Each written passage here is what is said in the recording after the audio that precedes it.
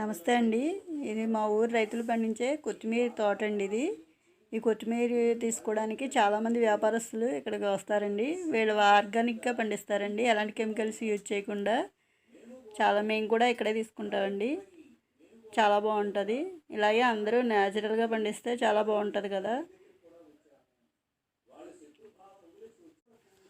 ఈ ఆర్గానిక్గా పండించిన కొత్తిమీర యూజ్ చేసుకొని మనం ఎలాంటి వంటకాలైనా చేస్తే చాలా బాగుంటుందండి. సువాసనగా ఉంటుంది. ఎలాంటి రోగాలు కూడా ఉండవు, జబ్బులు అవి ఉండవు. అలాగే అందరూ కూడా ఆర్గానిక్గా పండించండి. అలా ఆర్గానిక్గా పండిస్తారని నేను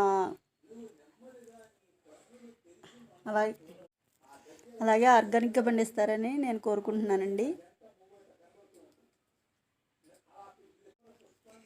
ఇక్కడ ఈ కొత్తిమీరే కాదండి, తోటకూర, పాలకూర, చుక్కకూర, ఇలాంటి ఆకుకూరలన్నీ కూడా ఇక్కడ ఆర్గానిక్గా పండిస్తారండి.